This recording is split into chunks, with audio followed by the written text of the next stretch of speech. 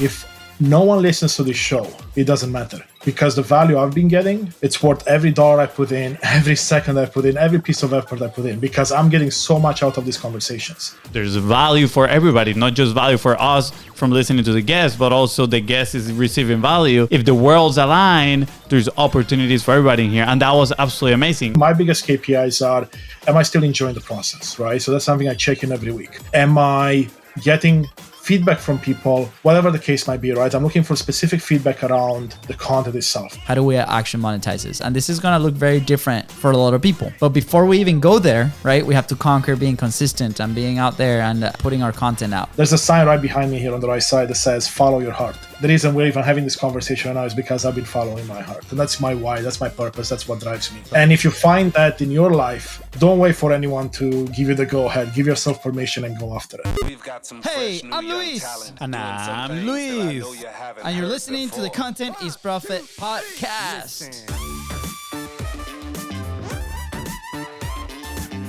Ka-ching. Good job. Go. You got the flow, your muscle memory is back. It's like, oh, these are the right buttons. I know, I had to review it a little bit. And, we got to make the same setup in like all the rooms that we are actually recording now. But it is what it is, guys. Today we have a special guest we met through our community. We actually jumped on a call and we were talking about micro content actually. And his story is super exciting because he works with like one of the biggest companies in the world. And now he's also producing this amazing podcast. And I'm very curious on how he manages to do both at the same time and what's the inspiration behind it. I hope his story serves as inspiration for many of you that are trying to publish today. Guys, if you're enjoying the show, go ahead and follow it in your favorite podcasting platform and social media and also YouTube. Go watch the videos. Go see my amazing face, Fonzie's amazing face, and then vote.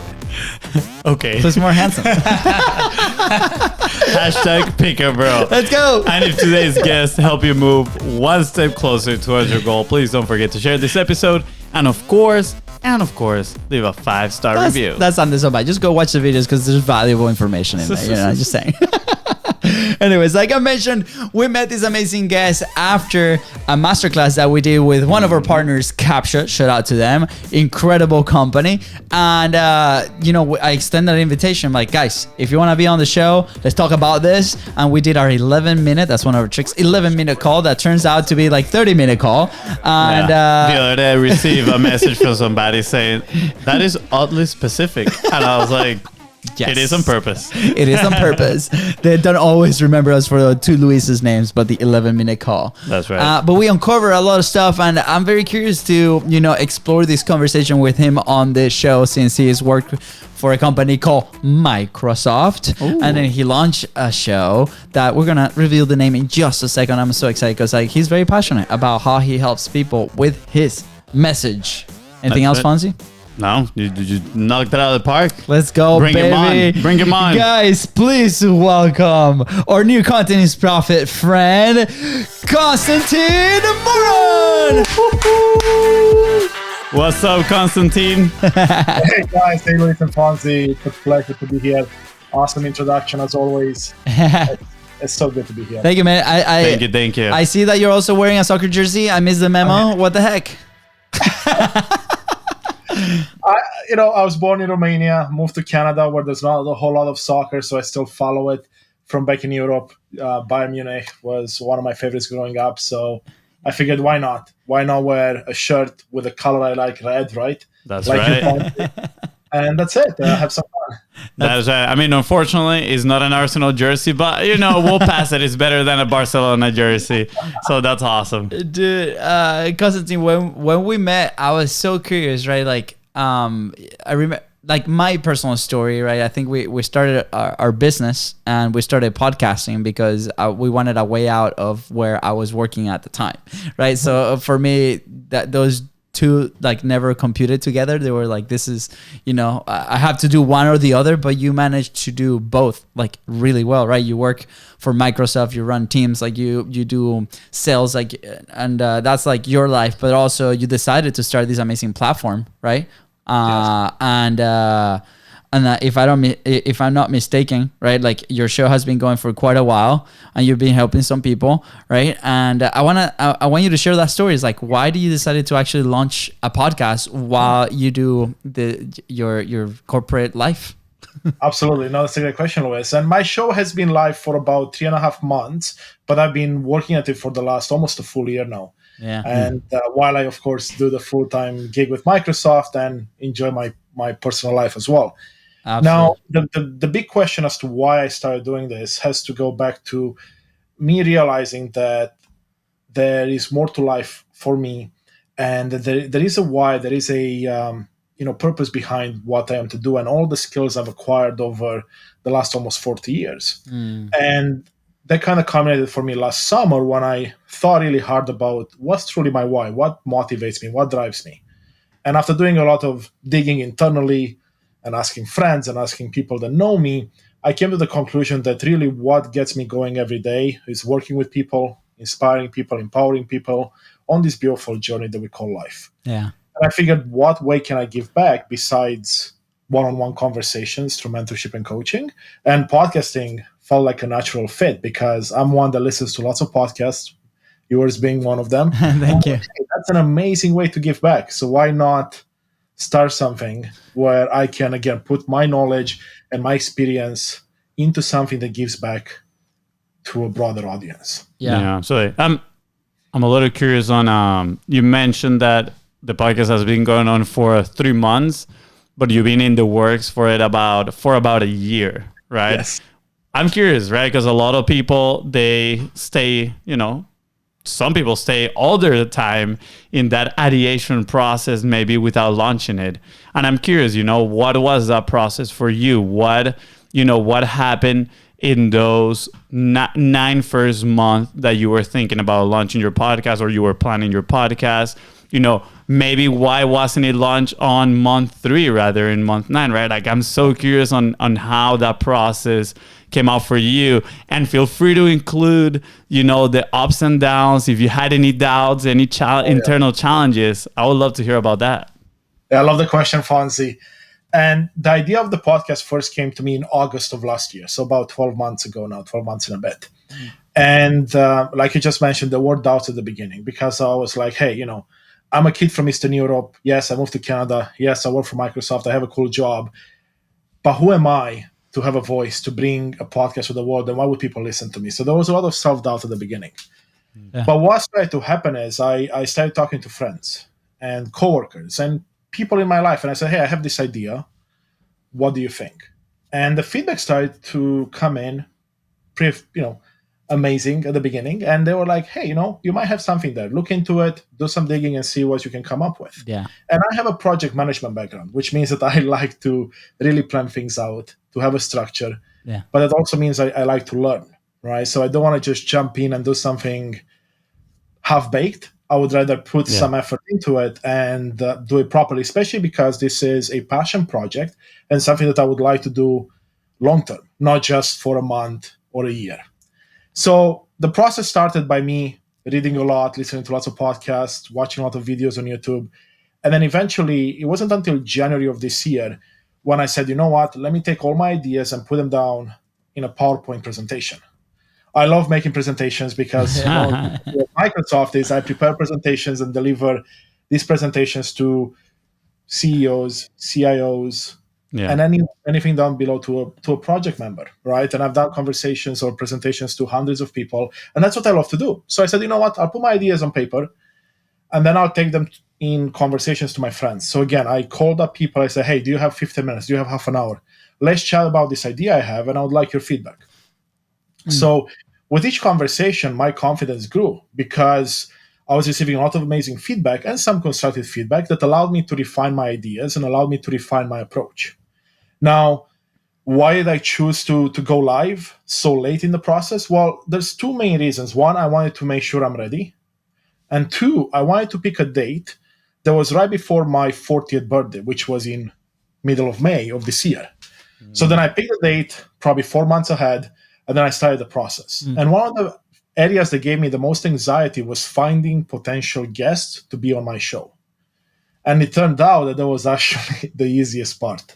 Yeah. To be honest with you, since I put my name out there, just a show name, on a couple of the platforms that allow for guests to come on, I've had over 600 or 700 requests of people wanting to be on the show. So the Wow. anxiety of not having enough people turned into a small anxiety of like, how do I even respond to everyone? How do I even check all these messages? Yeah. And I'm still behind in that aspect. So I would say, Fonzie, hopefully that answers your question. Yeah. But that's kind of like a high level how and why.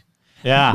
Absolutely. I love it. That's perfect. I mean, as you're sharing your story, it looks like you were pretty decisive on you were actually going to do this, right? And you reached out and you reached out to some friends and be like, hey, give me your opinion on this. And I think is like pretty original opinion on this is where I'm creating something. I levitate towards not asking for the opinions of others, just putting it out there, right? Like, and to me that seemed easier, right? Because I feel like that opinion that coming from the outside might steer the direction in a way that then later on I'm not going to be able to fulfill in a sense, or I don't feel happy about it. That's like my very personal opinion. Like we have our dad who launched a show not so long ago, right? And he was sending us all these things. It's like, tell me like what you think about this podcast or this thing. And the topic is something that, you know, with all due respect, we do not care about. Like that's something probably like, and I told him this, like, I'm like, look, Dad, I'm not your ideal listener, right?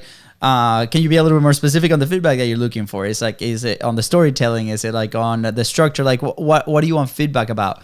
So, were you never scared of like getting an answer that you might not expect, or were you super open because of your past in the environment that you work for? A lot of people that we talk to are really part of the friction from them publishing is how other people might perceive like their podcast, their message, their thing, right?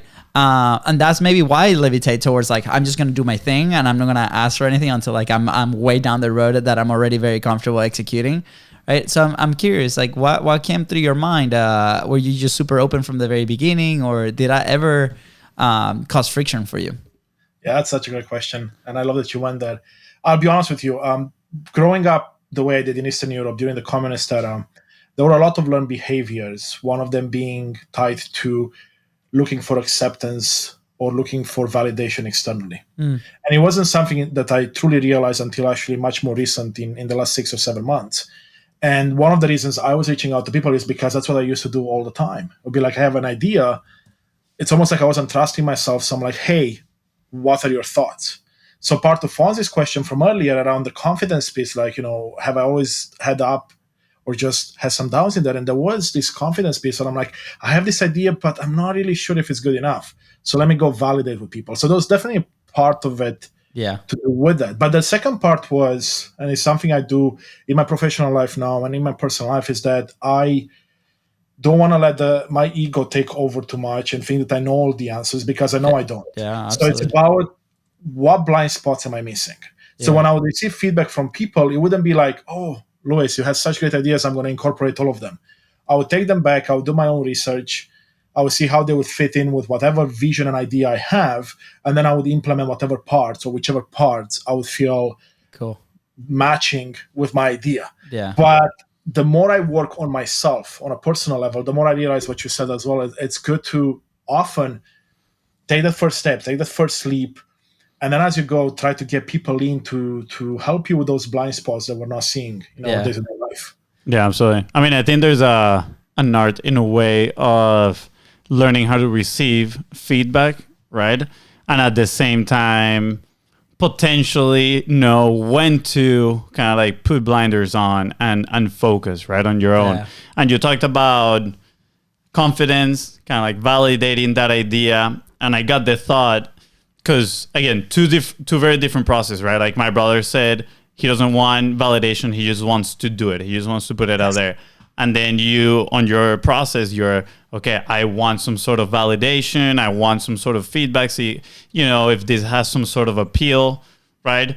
And now I'm seeing is like, okay, things are not just black and white. They can, you know, there's a grayscale in there and there's room for everything. So the question would be potentially when to seek validation, right? And the first thing that comes to mind is, well, you know, if you're going to invest a lot of money into a big business, right? A lot of resources into a business, you potentially want to validate the idea, right? Evaluate the market to see if it's a good idea to launch and invest all those resources. Maybe when not to seek so much validation is when you don't have that many resources, right, attached to that could potentially be it, right? And I feel like you, on your case, you were looking at this as a long-term project, right? Again, you were attaching it to your why, like you want this to be something impactful. And I think, whether subconsciously or consciously, you already knew that you were attaching a lot of resources to it. And I think you want to validate that idea of like, you know what, I really want to make sure I'm launching something that is, that I can and will commit for a long term. Because, a podcast is that. It's a project for the long term. If you're going to put content in the form of a podcast, it's a long-term journey. So I'm curious, do you think in a way, now looking back at it, you might have not processed it that way when you were trying to validate that idea, right? But I think there's a lot of maybe internal challenges that we can unpack in there. You said confidence as well, right? But was there any other resources? What was your view attached to it as you were asking people for their feedback and, for guidance in a way? Absolutely. And I agree with you, Fonzie. It's definitely not black and white. There's a gamut of colors in between and variations of it. And I would say it depends on the aspect in life. If I were to, let's say, use all the knowledge I have now to go back and redo this process, there'll be a lot less validation seeking, let's say, conversations. But what I would emphasize more on, I think, Luis, you touched on this with the example of your father in the podcast, I would be a lot more specific on the feedback I'm looking for. Because when you leave it open-ended, it's very tough for people to give you the proper feedback. And I found it out very early in the process, and then I made some shift. But when it comes to the validation, what I've come to realize from doing a lot of work internally on myself in the last 18 months or so is that it comes down to, of course, your self-worth, how much you believe in yourself, how much you trust yourself, but also realizing that the only person you need validation from really is yourself. And then when you go to get validation from others, it's more to, again, check on those blind spots and say, hey, are there some ideas I haven't considered? Are there some parts of this process I haven't considered? So if I were to go back and redo this or whatever other project I take on from now on, right, it has to do with, okay, I'm not looking for validation specifically, but I'm looking for feedback. I'm looking to see if I'm missing anything. I'm looking to see how I can improve this from day one. Because one idea I stand behind a lot, both in my professional life and in the podcasting world and my personal life, is the idea of failing fast. So I want to try things. If something doesn't work or it doesn't give me the results I'm looking for, fail fast, learn from it, and move on and try something else. Yeah. Now, the tricky part with failing fast is what timeline do you put on it? Do you try for a month, 3 months? That's still to be decided. Fast for Fonzie is like 6 months. We're still waiting to hear feedback. 6 months ago. No, I'm kidding. I'm fast when I step in the soccer pitch. Yeah. Outside the soccer pitch, I'm on resting mode. But yeah, that's actually a great question, and that's a question we kind of debated here in the podcast a while back, which is, in a way, when to pivot, right? Specifically for, certain things might just take a longer time to measure, right? We always talk about how for the first, I think it was like 6 months to a year, we barely watch any of the data. Because for us, the indicator of whether this was working or not was creating, right? Like we want it to be consistent. So at first, it's okay, can we stay consistent for 6 months? The answer is yes, cool. All right, we succeeded on this one. And then eventually we started looking at other data points, right? But I think that is very important. So how do you go about, for somebody that's listening right now, they're like, okay, I have my idea. I've been thinking about it for a year now, right? And I'm about to launch it. What is maybe a good starting point for you to what is that first thing that you measure? And maybe what time frame do you give yourself to see whether you need to pivot a little bit or not, or adapt your KPIs that you're looking for, to succeed with this? Yeah, great question, Fonzie. And before I even go there, I would say the first element that was very important to me, and I see as very important to many people doing a podcast or a business or anything else in life, is having a strong why, having a strong vision. And does it line up with whatever you're doing? Because that's what's been driving me all along. And I know that whatever I'm doing right now is lined up with my vision, which means is it doesn't matter what the numbers show right now. It's aligned. I'm learning a lot from it, so I can focus on the quality of it. Now, when it comes to the KPIs and whatnot, I'm only 3.5 months in, and I would be lying if I said that the number of downloads, number of views on YouTube haven't been kind of something I look at occasionally. And sometimes I feel like, they should be higher. And I would imagine a lot of us go through that. Yeah. But of course, as everyone would say, is that's the least important aspect in the short term for anyone starting doing any type of content. And I'm someone that started my online persona, my online branding really 5 months ago, right before the podcast went live. I didn't have anything, and I was turning 40, right? So starting from scratch means that you're going to have a set of KPIs versus starting from a place where you have, let's say, a following and you just want to add a podcast as another way to give back and to connect with your audience. So for me, my biggest KPIs are, am I still enjoying the process, right? So that's something I check in every week.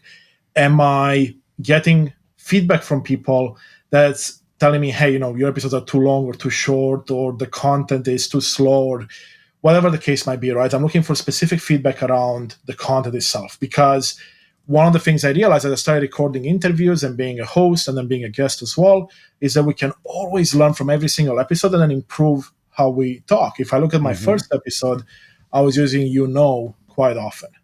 Yeah. If I look at my latest episode, let's say episode 40, whatever the case might be, I use it a lot less, to the point that it's almost non-existent in my vocabulary.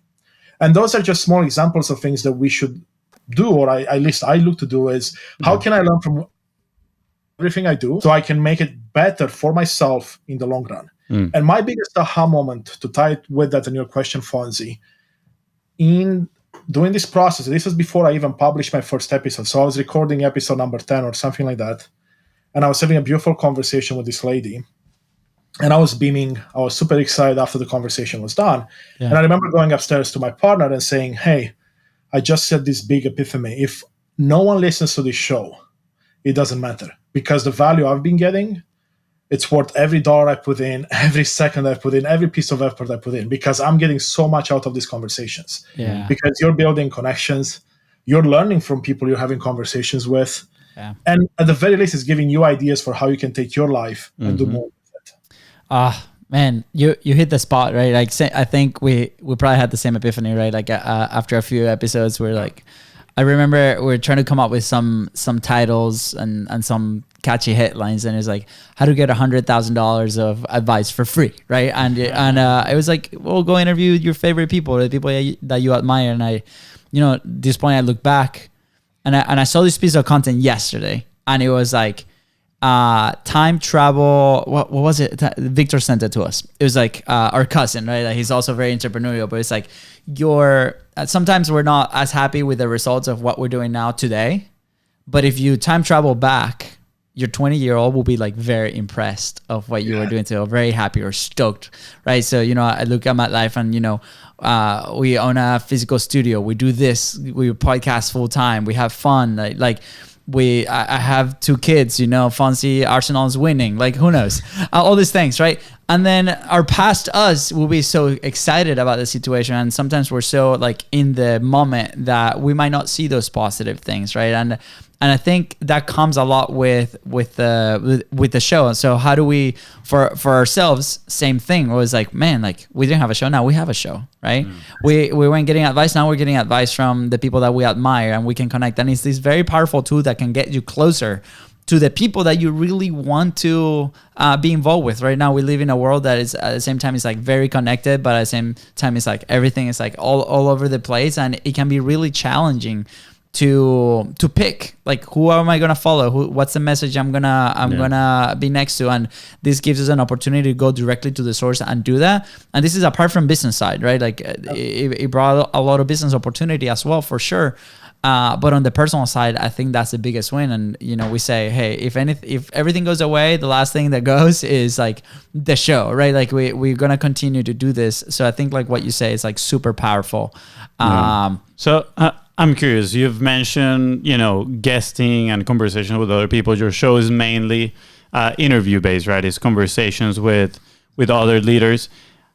I'm curious on what has been the value for you, for your network, right, on having these conversations about around a specific topic as well, right? And how do you see also the network coming into place for the development of your personal brand? And I'll share I don't want to add context to the question because I don't want to influence in any way your answer.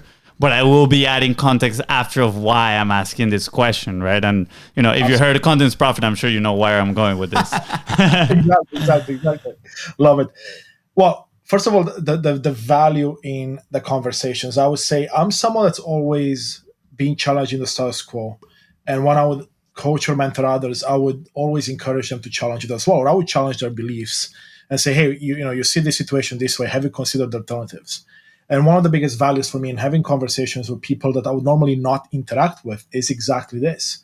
A, I'm learning about something I didn't know, but B, is challenging the way I see the world. So if I see the world only in white and someone comes in and shows me the other colors around it, I'm like, oh, okay, so maybe I take a step back and I'll now consider all the various options. Yeah. And I would say that's one of the biggest components to it. Now, the networking piece, huge, because it allowed me to now connect with people that, again, otherwise I would never connect with, but opens up opportunities for public speaking, keynote speaking, group coaching, retreats, workshops, you name it. Things that, like, if you and I talked 6 months ago, I would be like, yeah, I don't think I'll ever do that. Now, those opportunities are starting to show up because I'm putting myself outside of my comfort zone. I'm challenging myself, and I'm keeping an open mind and allowing this information to come in. It doesn't mean I have to agree with everything. Yeah. Let's say Lewis and Fonzie are saying, but I can keep an open mind and say, wait, what? How dare you? No, I'm my bad. Yeah. That's, I would say, the biggest value. Now, the second biggest value I would say for me is realizing that through podcasting, you're doing two things that usually don't come together, which is learning and giving back at the same time. And there's not a lot of things that one can do where you can say, I'm learning so much, and at the same time, I'm giving back so much. Yeah, true. I remember a few months after we started our podcast, one of the epiphanies that I had, or one of the reflections I was sharing with people, was the fact that of that personal growth that had happened since we started recording episode 1 up to that point, and now even more, right? Because like you said, having so many conversations with so many different people with different opinions, some of them, of course, I would say majority potentially have very similar opinion to you, specifically when you're doing a podcast in a very specific niche. It tends to happen. But it was the fact that it's like, wow, like if I look back 3 months ago, I wouldn't recognize the Fonzie from back then. Like the difference in growth is just huge, is massive, and that's definitely extremely valuable. But I love what you mentioned about conversations turning into opportunities, right? Whether you're seeking them or not. And of course, the context is that's exactly what happened with us and our show. We started getting opportunities on our world. It looked like this guest becoming customers, and we, had the epiphany of, wow, this is great. Like the people that we're talking to, we can actually help them as well, right? Like there's like, out of these conversations, there is, like you said, there's value for everybody, not just value for us from listening to the guest, but also the guest is receiving value. And if the worlds align, there's opportunities for everybody in here. And that was absolutely amazing. And then we made more of a conscious decision to say, okay, let's explore these opportunities that can potentially arise from conversations with our guests, whether that is partnerships, right? Like speaking gigs, all these things. And it was absolutely amazing, right? I mean, at the end of the day, I go back to my class in sport management back in college. I had one teacher that she would always say, hey, it's not what you know, it's who you know. And I think podcast is such a good platform to get to know all these incredible people with, that people, they have opportunities attached to them, like if somebody was like a bubble, they would have like a bunch of bubbles attached to them. And those are like all opportunities that could potentially influence your world in any way. And I think it's absolutely amazing. And I love the fact that you have stumbled upon this as well, and you have created opportunities in your own world. I want to add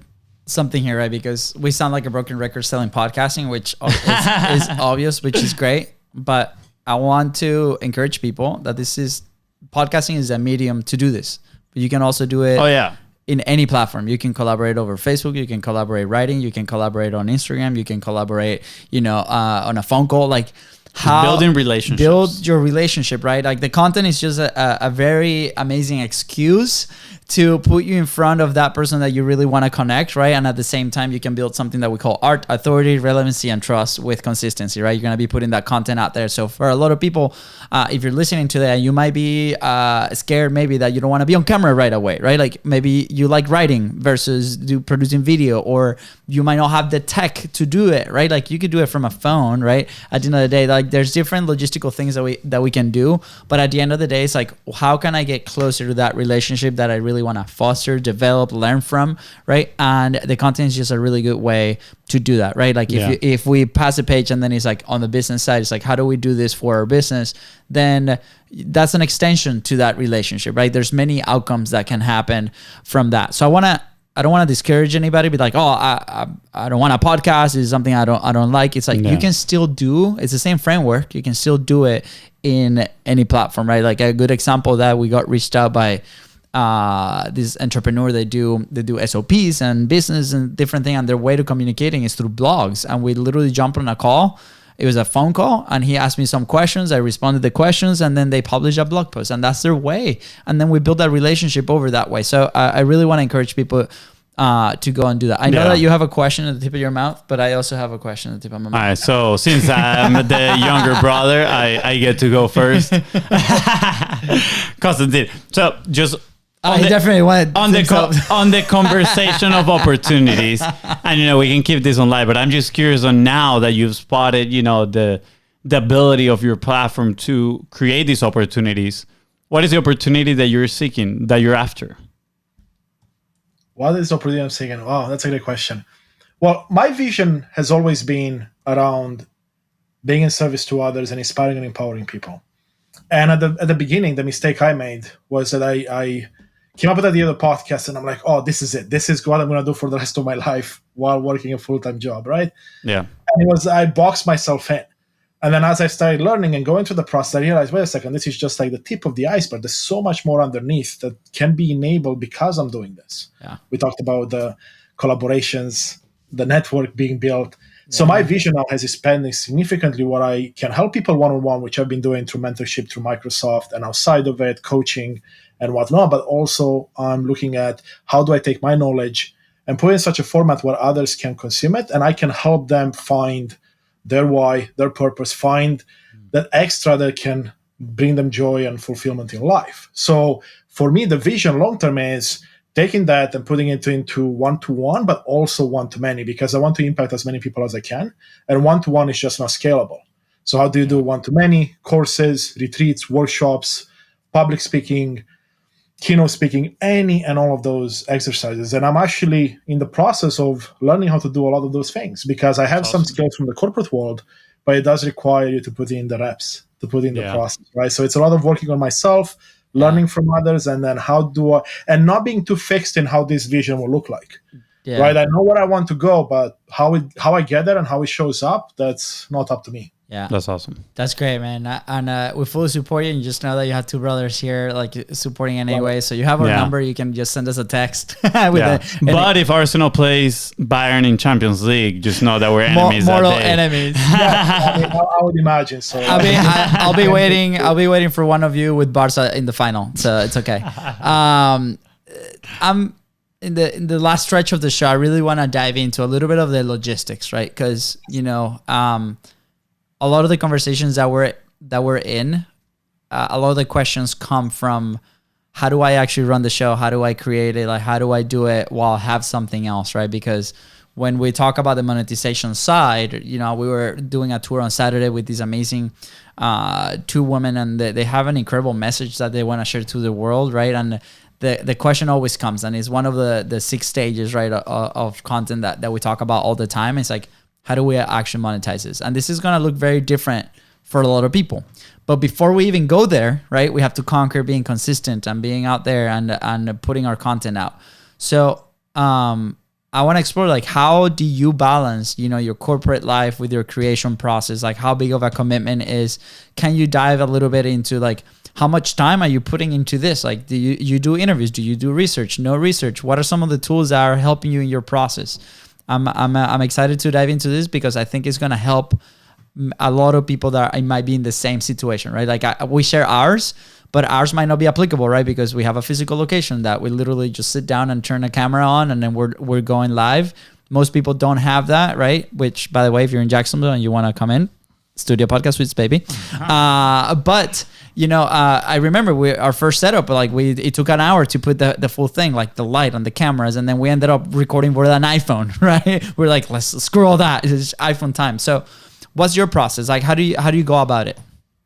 Yeah, that's a great question, Luis. And that's actually one of the reasons it took me a bit of time to get going, because I wanted to really understand what it takes to do a good podcast, and then how I can simplify things, because one of the things that most of us don't have enough of is time.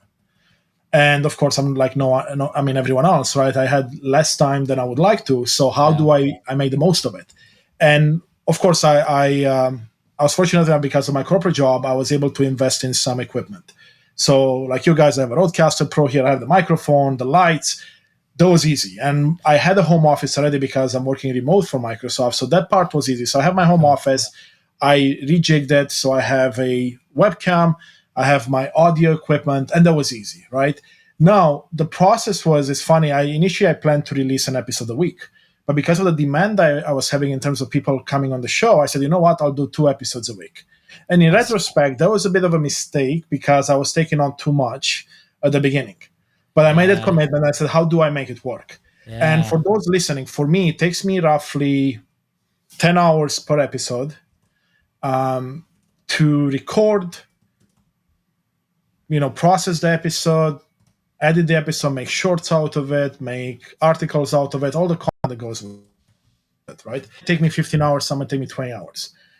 There is a bit of research into every guest that I speak with. To answer your question, Luis, I do spend at least an hour to an hour and a half researching on the guest. If there is a book, I'll do my best to read at least parts of it, if not all of it.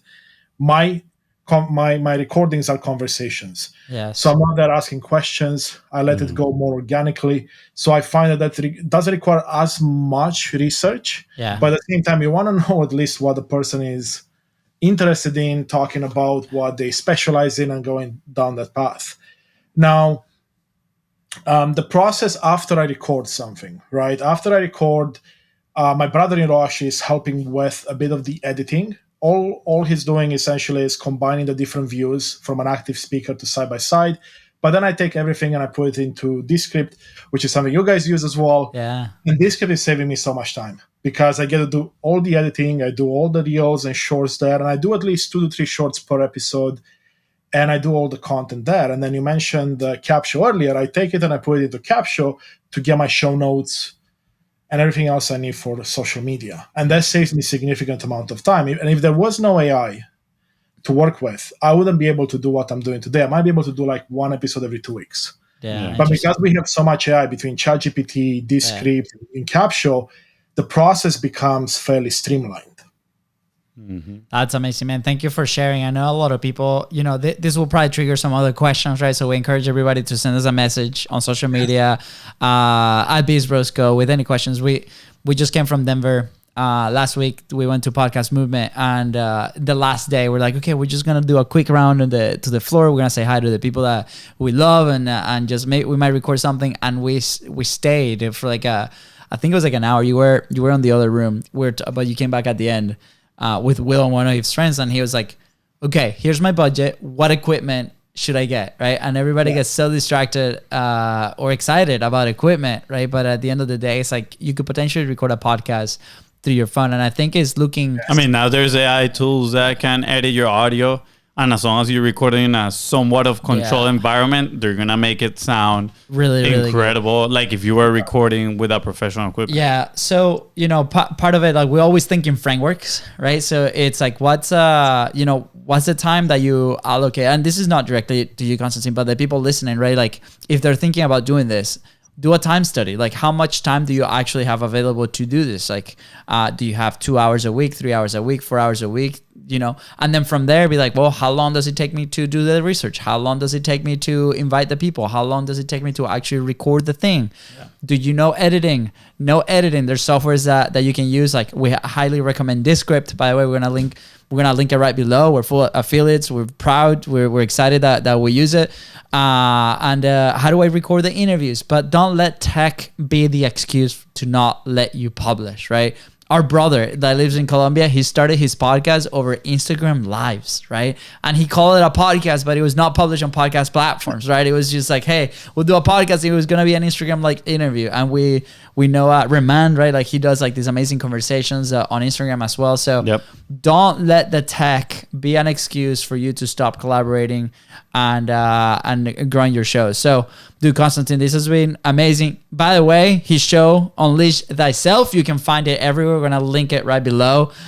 Please go listen to it. Enjoy it. It's amazing. Yeah, when you look for it, is the one with the epic cover. The epic cover. And we're like, this is so good. And we're like, give us the number of your designer. And he's like, it's all AI, baby. Let's go. So if you have any AI questions, you know who to reach. Definitely. AI. Yeah, but dude, man, thank you for coming on, and I think this was a very refreshing conversation because we've been there, right? Everybody has their story on how they start to publish, and it's so incredible. Like as long as we're consistent and you come up with your own system and your own framework, it's awesome. So I cannot wait to see where this is gonna go for you, my man. In a couple of years, be like, I don't work with Microsoft anymore. I speak on stages, and we have this thing, and it's awesome. But thank you. That's all I gotta say. Thank you for coming on. Thank you. Absolutely, Fonzie. Do you have anything else? Same. Just grateful to have you here, to meet you today. It was awesome. Whenever Arsenal plays Bayern Munich, I'm gonna definitely send you a message. Maybe we can catch up the game.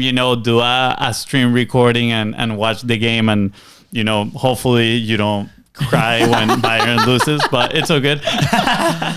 But it was absolutely amazing to have you on, and I love the fact that you're on a journey and you have a clear vision of where you want to go, and you're taking action. Most importantly, right?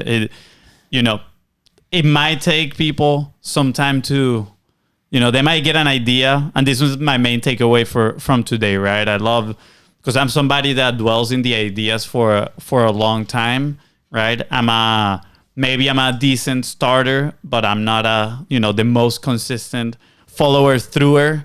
And, maybe finisher. I like to jump from idea to idea.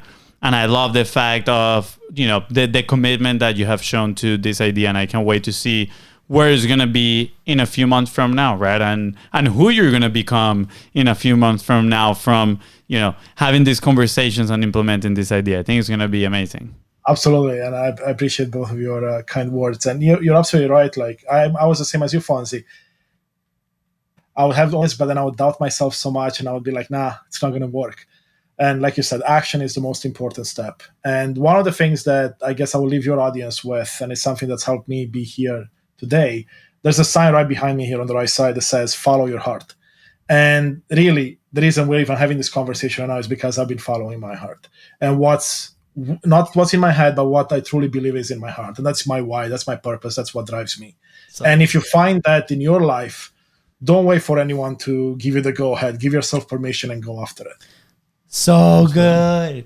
To Constantin, we're two brothers, from a different mother. We're good. One day we're gonna watch the soccer game together, Barca Bayern in the Champions League final. That's fine. I don't know where Arsenal's gonna be, but I think that's the episode. Fonzie, good? Yeah. All right, we're good. With that said, guys, thank you so much for tuning to Content's Profit Podcast. Go ahead and follow the show in your favorite podcasting platform and on social media at BizBrosCo. That is Ryan Constantin here. Help you unleash thyself. Please don't forget to share this episode and leave a 5-star review.